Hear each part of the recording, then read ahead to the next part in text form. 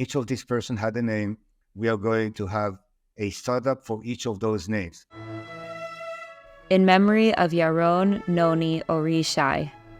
Today, we're running another special episode of Invested in light of the atrocities that occurred in Israel on October 7th and the incredible response of Israeli society since. I'm here with Izhar Shay, who is an entrepreneur. He was a minister in Israel's government, the Minister of Science and Technology and Innovation. He was a venture capitalist, like I am. Izhar, thank you for joining us on Invested in light of what's going on right now in the country, specifically your family. And before we start, I just want to extend our condolences and say how sorry we are for your loss of your son, Yaron, a real hero who died not only defending the country, but saving countless lives, which we'll get into soon. So first, could you introduce yourself? And then I'd love to hear more about Yaron. Thank you, Michael, for having me here. I think that what you're doing is important in terms of delivering not only the news and the updates, but also the insights as to what is going on in Israel and how the ecosystem, the innovation ecosystem is coping with this kind of significant challenge. And it is coping. It is important to say that. So, as you said, I'm a venture capitalist. I was the Minister of Science and Technology for the Israeli government. And in the context of our discussion today, I was for 21 years the very proud father of Yaron, Oree, Shay, our youngest son. Yaron has 3 siblings. My daughter, who is 33 years old, Shir. My son, Leo, at 30 years old, and Ophir, who is 26. Yaron was our youngest. He was a soldier within a special unit of the Nachal Brigade. They were stationed at the border for a few weeks before October 7th. Their mission at the border between the Gaza Strip and Israel was actually to keep the peace between the two sides of the fence, to let people go about their agricultural business and other businesses in both sides of the fence. On October 7th, they were there as from the first launch of rockets and missiles against Israel. Their unit responded as they should have, because this was their mission. When peace turns into war, when the ceasefire is broken by the other side, what the IDF is supposed to do is to respond and to protect the civilians. This is what Yaron's unit did on the southern side of the Gaza Strip border. They were stationed in an area called Kerem Shalom. Ironically enough, Kerem Shalom means the Peace Vineyards. This is the name of the kibbutz and also the name of the army base, which is adjacent to that kibbutz. This is what Yaron's unit was assigned to in terms of their responsibility, and they responded immediately. They were attacked in that area by hundreds of highly trained, very well-equipped Hamas terrorists whose mission was to move into the kibbutz and torture and murder innocent civilians, babies, young women, families, whomever they would be able to get hold of, as they did in many other places in that region. But in this case, the unit stood against them and was able to maintain both lines in the army base and in the kibbutz. The end result is significant loss for the unit itself. The commander of the unit was killed in action. His deputy commander was also killed. A number of other officers and soldiers, including our son Yaron, when they were facing basically a higher number of terrorists, but they maintained the line. Nobody was affected on the side of the civilians in the kibbutz, and none of the military women who were in charge of the radars and the various electronic equipment devices that are in the base, none of them was hurt, which is quite an accomplishment as opposed to the short results in other areas. The soldiers in Yaron's brigade, in the Nachal brigade there, were able to defend against these rapists and terrorists coming in other areas where they broke through. They raped many women, including women soldiers, some of which have been taken into captivity. There's now 240 kidnapped Israelis, Americans, and Thais who have been taken in. to the Gaza Strip by the Hamas jihadi terrorists, and the fact that your son and his brigade was able to stop the infiltration there, despite the horrific loss of life in your son's brigade, has saved countless more women, children, and others from a fate that befell others. And that bravery is remarkable, and it's just important to point out both the bravery and the tragedy that was averted because of it. Thank you for noting that out. The mission of those savages had was to rape and behead and kill young babies and torture families in front of their relatives, just to make sure that everybody suffers, and then get rid of them by killing them in all kind of savage ways. So this was a mission. The mission was not accomplished in that region. The toll was significant in terms of the military toll, but this is what the IDF is supposed to do. The IDF stands for Israeli Defense Forces, and this is exactly what they did. They defended the civilians, they defended the state of Israel, and on that side of the border was maintained. Yaron himself was part of a team of 3. That was actually the commanding post of the unit. He was adjacent to the commander of the unit at that time, and another soldier. And the 3 of them stood in heroic ways against dozens and dozens of terrorists. Again, very well equipped and highly trained. They responded. They were able to maintain the line. Actually, there's an interesting communications recording of the Hamas terrorists, where the commanding, the commander of the area of Hamas, kind of shouts at his people, why do they not enter the kibbutz? And they tell him that there is a jeep that they cannot get rid of. There is some kind of a response that they are not unable to overcome. And this is exactly the jeep that or the unit that Yaron was part of.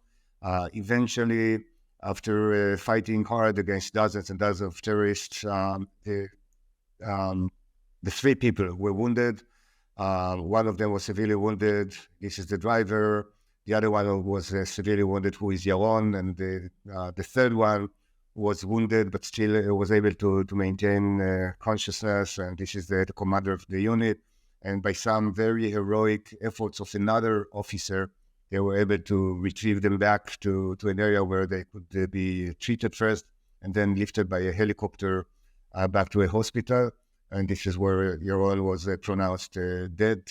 And the other soldier, by the way, is recovering now, doing relatively well, and we are very happy for him. He will survive, and he will be able to continue on with his life. Now, when I came to visit you for a condolence call in the Shiva, you were starting to piece together what happened on that morning. One of the things that I heard when I was there was, despite the massive numbers of Hamas terrorists, it seems that your son and his crew took out a significant number of them. How much detail do you have now of what happened on that morning? Michael, it's a very good question, because we are gathering details on the go, because most of the soldiers who survived that day and can still be considered as in condition to fight are in the Gaza Strip now, fighting against terrorists. So what we have is what we were able to gather from wounded soldiers. Each of them has their own perspective or their own very narrow angle as to what happened in their part of this section, which is totally fine, because we are piecing together those pieces. And we spoke actually with Yaron's commander, direct commander, who was hospitalized for 3 weeks. And by the way, he's now back in Gaza. He's a real hero. This guy really saved, with his own soul and body, probably hundreds of people, just by commanding that unit, by standing still, killing himself as many people as he could, as many terrorists as he could, while responding personally to his personal situation, but also by continuing to command the unit itself. Interesting enough, sometime at the afternoon, the unit was able to kind of tranquilize a little bit the situation, so that they could bring in a chopper of a special Air Force unit called 669, Shesha. This helicopter is assigned to take wounded soldiers to the hospital. This officer took the wounded people with him, took some soldiers in order to bring them onto the helicopter. And then on the helicopter, you have a doctor who kind of does the arbitrage and decides who goes on and who goes off. And then he looked at this officer and said, "You must go on this helicopter. You're wounded in a dangerous way." And the officer looks at him and says, "There's no way I'm going up the helicopter." He turned back, stayed on the ground while the helicopter had to immediately take off because of the shooting around them. So this guy was indeed the commander of Yaron. He was also a very good friend of Yaron. He took his death in very personal ways, but he's a real hero. And after 3 weeks in hospital and treatments and so on, he's back in Gaza. It's from Friday with his soldiers fighting arm to arm, shoulder to shoulder with them. Wow, that's incredible and inspiring. I'd like you to just take a couple minutes and tell us about Yaron. So Yaron was our youngest. He was 21 years at his falling in Kerem Shalom. Interesting to note, Yaron was an American citizen. He was born in the USA, was brought up as a young Jewish American kid until the age of 5, which is when we decided to relocate back to Israel. He also attended the American... New Jersey, right? New Jersey, yes. He was born in Ridgewood, New Jersey, and grew up in Fairlawn. And then when we relocated back to Israel, he actually attended the American high school program here in Israel. So his education is half Israeli and half American by training.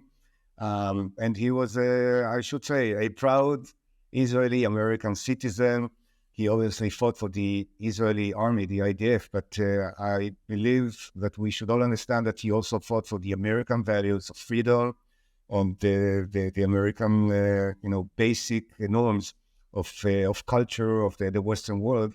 And he died defending those basic values, which are, I think, shared by both Americans and Israelis. This is important to note. As a kid and as a young adult, well, first of all, not the most important feature, but still, he was very handsome.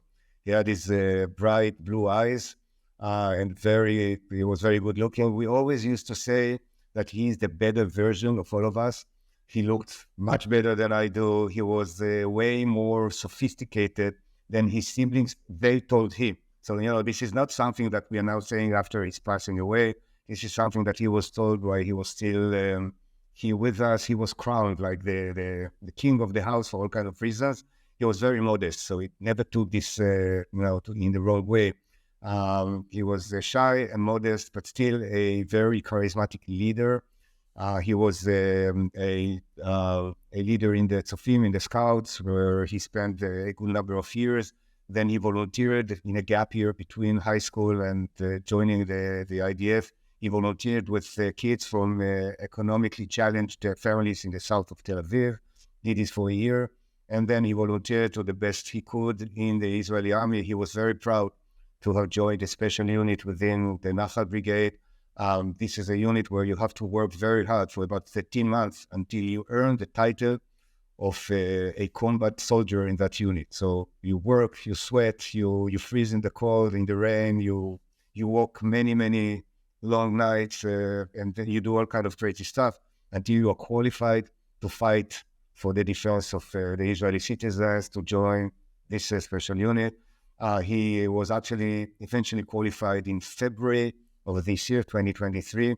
He was awarded an Excellence Award for having been an outstanding soldier. Sadly enough, the officer who gave him that title in a special ceremony also died in the same on the same day, fighting against terrorists. But we still have that the title in our house. Both their names indicate in some symbolic way the connection between them.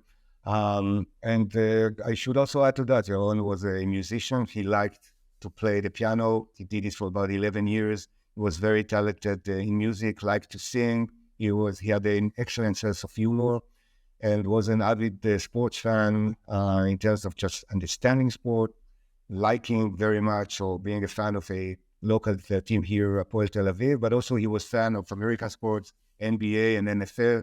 You could not find him unprepared. If you watched an NFL game, he would tell you the name of the quarterbacks, the names of the running back, anybody who is there on the field and the coaches and everything. He understood games in a very professional way. Yeah, I think I remember that at the Shiva when I came to visit you, there was a story that stuck with me about like a little pact he was supposed to have with his sister who was left to babysit him. Yeah. So I ask you to share that story, or is it too no, I'm personal? happy. We actually opened a Facebook group called Noni's Stories. It's in Hebrew, Sipurei Noni, the stories about Noni or offline. So, and in that group, we actually encouraged friends, family, anybody who had any kind of dealings with them to upload their stories. The only condition was they had to be verified true stories. So we asked nobody to say that he was an excellent math student because he was not. Actually, the teachers were in love with him, and he was an excellent math practitioner. But he never liked, to do that much of a homework or anything. He was just a bright guy. So anyway, there are all kind of very interesting, funny stories. There are many telling stories as well about his leadership, about his friendship, his support of other people. But this story that you're referring to is kind of funny. So at a certain point in high school, Hila and myself, my wife and myself, Yaron's mother, we traveled to the US for a week for one of my business trips. And we leave Yaron at home. He's a high schooler, and his sister is probably 20 plus years old. She's after her army duty. She's responsible. She's the responsible adult for that week. And what we asked her to do is to make sure that he prepares for this big exam that he has to attend. And her duty is to keep him focused and on track. And at a certain point, she comes to him during that week and says, Yaron, I have a new boyfriend, and here's the deal.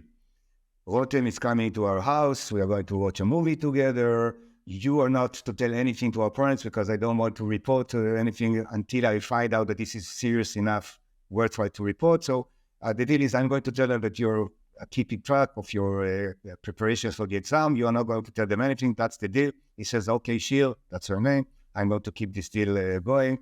By the way, I should say Rotem did qualify. He's today her husband and the father of our granddaughter. So apparently it was an important win. But next thing she hears, she sits with Rotem in our living room. They watch a movie and she hears Yaron calling her mom, my wife, Hila. And we hear this on the other side. So Yaron calls Hila and says, Mom, how are you? And she says, how are you doing? What about the exam that you're having tomorrow? He says, well, I wanted to do my preparations, but she brought in a new guy and they're shouting and doing all kind of noises. I just can't prepare properly. So I'm not doing my homework. And then that was what's called the deal off. He had the total average of negotiations from that point, and this was his way of doing business. That's a great story. So little known fact is that you had a startup company called Business Layers, where the firm I was at the time, Israel Seed Partners, was the investor, and I even sat around your board table. I don't think I was the official board member, but I was at a lot of board meetings in New Jersey and in Israel. And you've been not just a startup entrepreneur and not just a venture capitalist, but a minister of science, technology, and innovation. And I think it's fair to say, and when I came to the Shiva, you saw it everywhere.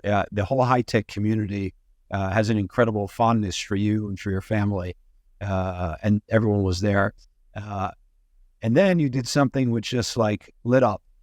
You said, for every person who was killed on October 7th in the massacre and the wounds that ensued, we need to set up a startup, a new innovative startup. And the post went absolutely viral. And I still hear people were 36 or 7 days past that, and people are still talking about Izhar Shay's inspiration to set up a startup.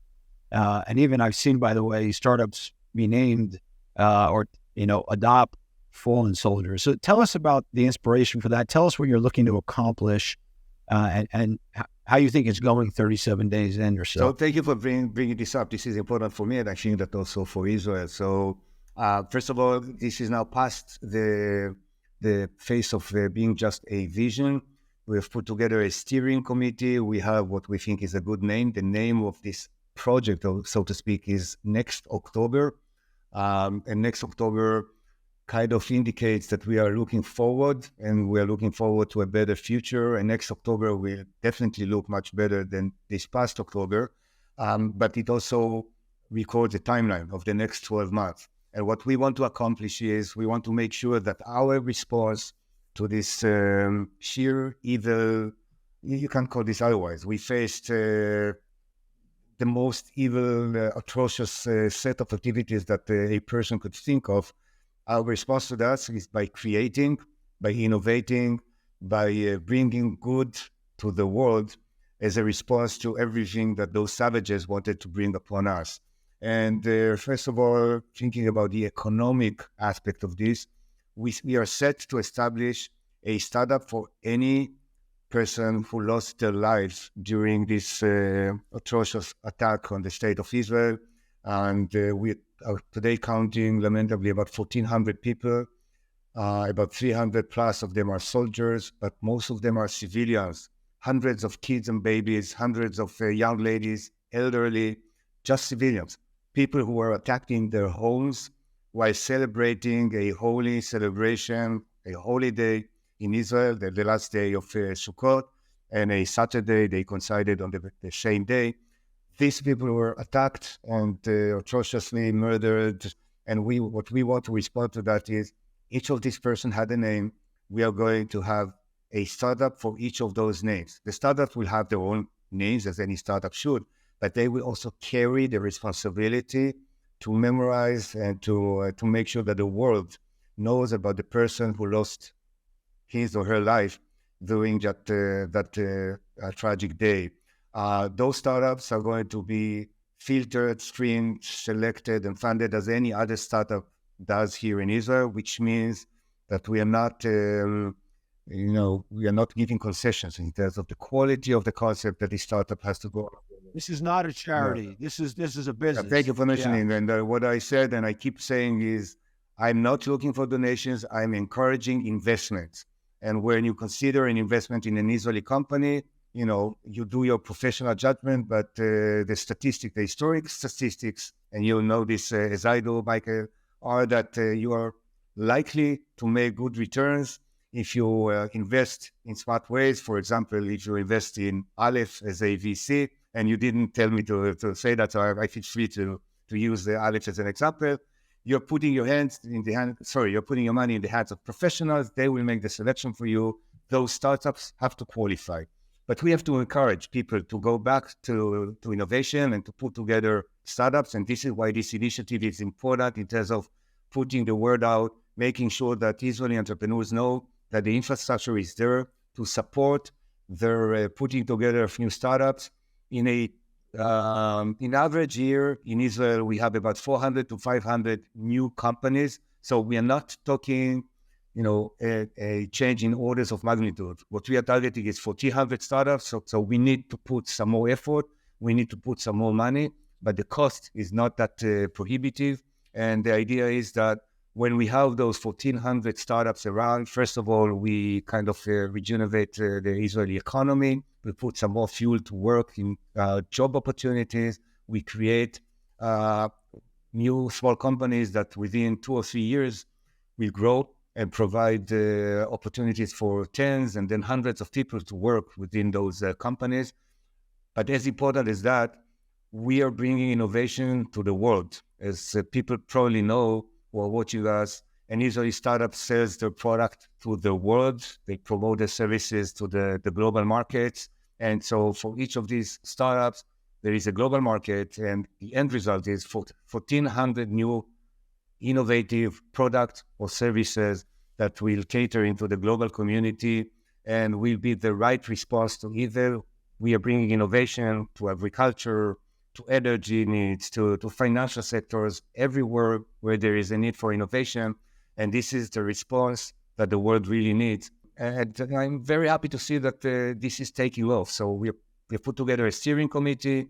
We have started to talk to investors. We are not going to replace investors, the people who have been doing the job so far. We are going to encourage many more international investors and the international foundations, some of them on a G2G basis, some of them on a business basis, just to come in and invest. And pretty much as you saw the trend in impact investments over the last decade, people invest, first of all, to make money, but they also invest for a good purpose.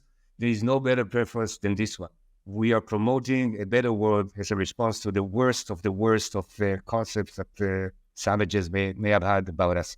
I think one of the other things is if the families of the people who have been killed, this is a lively way to build a connection between them and obviously entrepreneurs, and number two, so that their strength can show up also in the strength of the Israeli economy and the Israeli DNA. You know, my kids I found out about this because one of my kids called me and said, "Did you see what your friend Izhar Shay said?" And I said, no, I hadn't. And then they told me, and I said, "Oh, that is actually exactly Izhar. It fits him like a glove, and so true to who you are." But that caused me to ask a question I ask on all the podcasts, which is, if you had to kind of define what your core value is and what drives you, what is it? You mean me personally? Yeah, I think I know, by the way, but I'm going to ask you anyway. My wife always says that if you talk about more than 3 values, they are not core values. So I'm going to be very careful here. I think that on the personal level, the value of humanity and love for people, however and whomever they are, I think this is one of the guidelines that I was brought upon, that guides me and also hopefully guides my kids through our education. But then along with that, we are very proud Jewish Zionists. My parents came to Israel from Argentina about 70 years ago to establish a kibbutz in the Negev, by the way, which was very severely affected by the savages, and some of our best friends in that kibbutz have suffered very tragic, significant losses. But they came to a kibbutz, and I was brought up to give back to a community, to do whatever I can in order to protect this nation, this country, which is what my parents came for when they did Aliyah to Israel, which may resonate with you, Michael. You also made your own choice about coming to Israel a number of years ago. So Zionism and being a very proud Jewish Israeli is another core value of what we try to do at home. And I think that the combination of those values, along, by the way, with the general values of freedom and liberalism and just living as a free person in a free world, those are the guiding lines in our home. I guess that education worked to the extent that each of our kids try to do their best at high school at giving back to community, in the gap here between high school and their military service, and then doing their best at the military service as well. I've always thought that that the core value that animates you is service and empowering others to be better. That's what I've always thought about you. And you're way better. You're way better in definitions than I am. So I take this one over. Not all this, and I don't know that I know you as well as you know yourself, or that your wife knows you, but I've always admired that about you. I want to ask you, you're the former minister and you're a venture capitalist. Where do you think Israeli high tech goes from here? It's a good question. We entered this crisis in a crisis mode already because of the economic global issues that we were facing over the last 12 months. And then on top of that, we had some internal issues here in Israel. So we kind of went into this war while already having on our back a challenge that had to be addressed. We are now in a state of war, but my instinct and also experience indicate to me that recovery is imminent and will be likely intensive and quick in terms of our way to achieve new heights and to get back to normality within the Israeli high tech. The gating point is actually the end of the conflict. Based on 75 years of conflicts in Israel, within a few months from now, we are going to talk about past events, and we are going to face the opportunities that we always faced when those conflicts were over. Actually, the good news are that in this case, it looks like our government is damn serious about solving for one and for all the southern part of the conflict, and hopefully also the northern part of the conflict. So in terms of the international trust in the Israeli economy and the geopolitical situation in this region, I am personally optimistic here. Within 6 to 9 months, we are going to look at a different situation which means that we are going to have the trust of the international investors community. People are going to be able to go back to work, and then we have to resume normality. It will take us a couple of years to resume the pace that we had during 2021. It was a record year in terms of investments in Israel. There is no reason why we should not get back to $25 to $30 billion on an annual basis of investments in the Israeli high tech. And when that happens, you probably know this as I do, Michael, the ideas that you see around here, the innovation and the spirit of entrepreneurship have never gone anywhere. They are here to stay. And so we're going to see many new innovative ideas. We are going to see many new startup companies growing through all the phases, early stage, 2 guys in a garage, all the way to big companies of thousands of people doing great things for the Israeli high tech and for the global innovation. We also see, I don't know if you see this as well, we see and hear of people coming back to Israel now, and people moving. There's a mass move, as best I can tell, back to Israel. And I guess the violence at America, the anti-Semitism in American universities and in graduate programs is probably going to accelerate this. Do you see this as well? Yeah, absolutely. I just had by coincidence, a meeting yesterday with a guy who spent his last 25 years in Philadelphia and just moved back, and he's here to stay. And I hear the same from other people that I know of in Silicon Valley and other places. This is also a nice, interesting response to what these savages were trying to do to us. I mean, they tried to eliminate our existence here. The opposite happened. They are going to be eliminated, and we are going to increase our presence here. We are going to bring back many people who decided to stay elsewhere. It is totally fine for Israelis to live in California or in Europe or elsewhere, but many people have decided to come back to Israel, which is a nice reflection of what I've just mentioned. People feel that they belong here. People feel that this is the home that has to protect the Jewish people. There is no other home. And as history indicates, we need to have this safe home for us, regardless of where people want to spend their lives. Israelis who live in New York know that Israel is a safe place for them, no matter whatever happens. And the same for any other Jewish people or Israelis around the world. And I guess this is reflected by people moving back to Israel now. Just like a segue from that for a second. So the thing that's really struck me over the last 4 or 5 days is how a lot of the protests that supposedly are pro-Palestinian have turned anti-American and anti-British around the world. We just saw 2 days ago protesters in New York ripping down Americans' flags on Veterans Day, trying to break into Grand Central Station, in the UK defacing statues. You were a government minister. You've also lived in the U.S. Your kids, as you said, are U.S. citizens. But when you look at this and you kind of elevate from out of the personal and even the national piece of it, how do you think of this moment in history now? So, this is a very good question. And I think that the Western world society and its leaders, they really have to take a very serious consideration into what is going on right now and make significant decisions as to where they want their nations to go over the next century. If they just, let these waves, these very bad negative waves, pass along and continue to grow, this is going to be the elimination of the Western world culture and societies as we know them today. Extremism will not stop here at the Gaza border. The fundamentalist belief of eliminating anybody who is not Muslim or is not an extreme Muslim person does not stop at killing Jews and beheading babies and young ladies at the border between Gaza and Israel.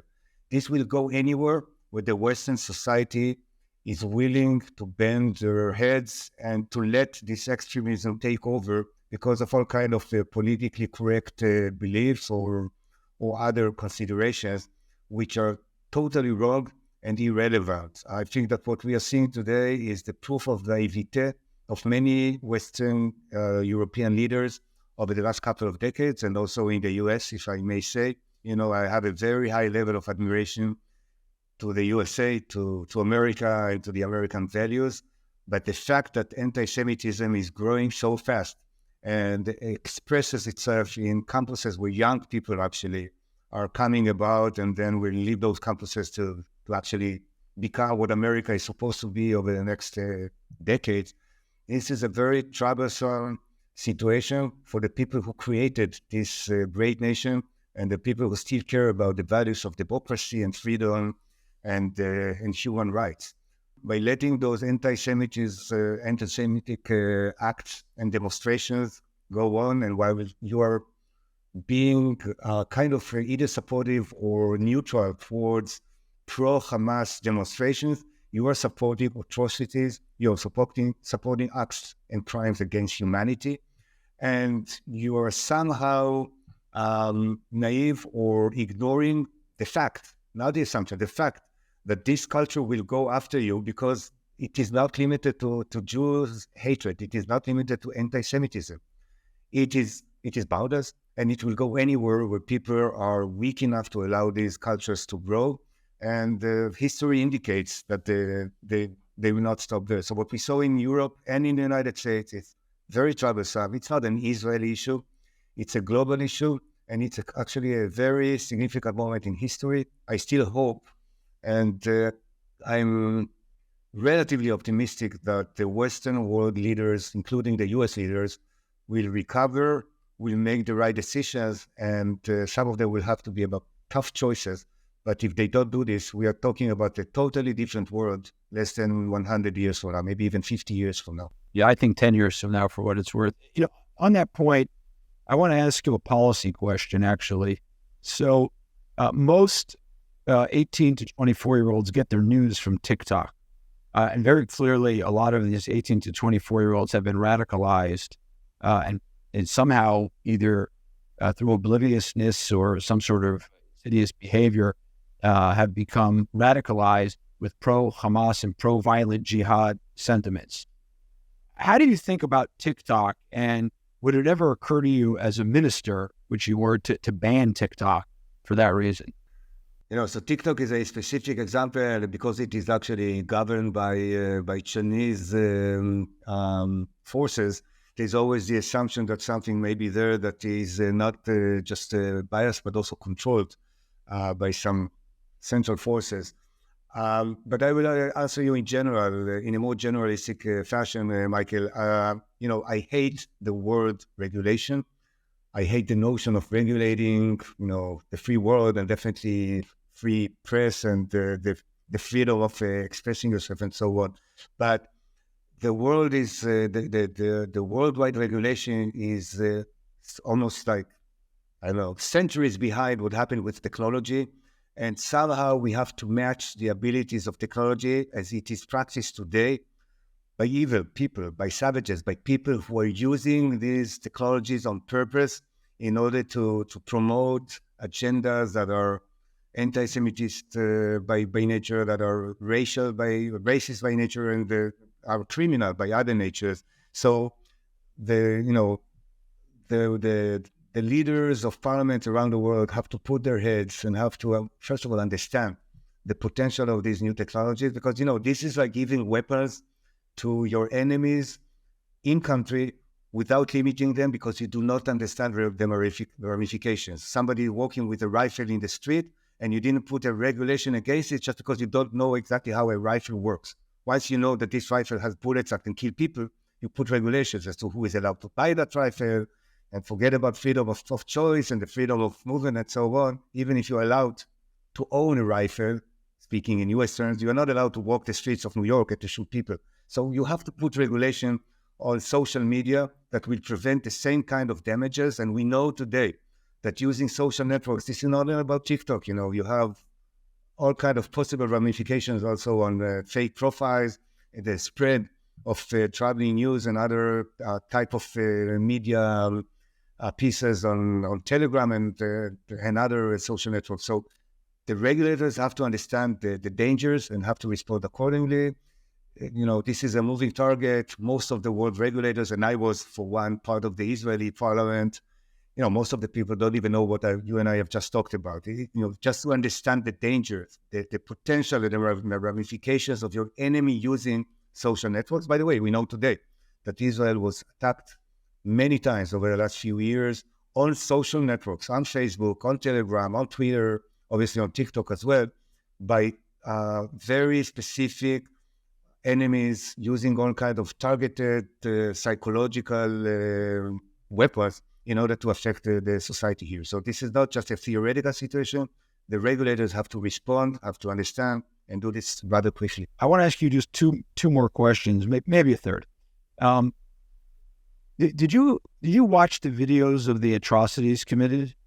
Did you bring yourself to watch them? I read the descriptions of those videos, but I will not look at them. And when you think about those videos of the atrocities and the savage behavior and the way that the savages used videos in social media and Telegram to do this, what's your takeaway about whether that stuff should be out in the open or should be controlled? I see I see both sides of it. One is that the truth needs to be known about the savages, and on the other, and I have watched them, it's damaging to the soul and damaging to the families of people who've survived. I'm interested in your perspective. Yeah. So first of all, I think that let me tell you a quick story about this because it's interesting. So Yaron, our fallen son, had his smartphone on him during this fight, and the smartphone was not with him when he was brought into hospital. It was actually recovered in the battlefield a few days later. So we actually got hold of his cell phone not before the Israeli Shabak, the Israeli security arm of the government. CIA. The Israeli CIA, they actually cleared those phones because it became a known fact that one of the doctrines the Hamas savages used is to recover those cell phones, to record atrocities on the cell phones, and then to leave them back in the future so that when a family of a fallen soldier gets their cell phone, they first get to see the atrocities of the cell phone of their fallen soldier. This was part of the psychological warfare doctrine that these savages went after, and actually happened within the first few days. So we are lucky enough not to have fallen into the same trap, just to show you the level of sophistication. And people have to understand that these atrocities were taped and documented on purpose. This is the ISIS philosophy of infiltrating, scare, and terror on the world. So, the ISIS demonstrations of beheading dozens of people did have its effect on many people around the world. This is exactly what these murderous savages were trying to do over here. I believe that, first of all, at least the transcripts should be distributed worldwide.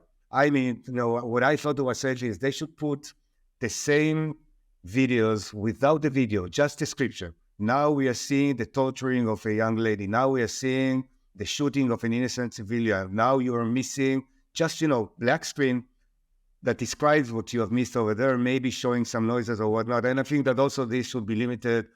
The fact, and I read all kinds of articles, just the fact of these descriptions being spread out is very negatively affecting, young souls, young kids, and so on, and adults as well.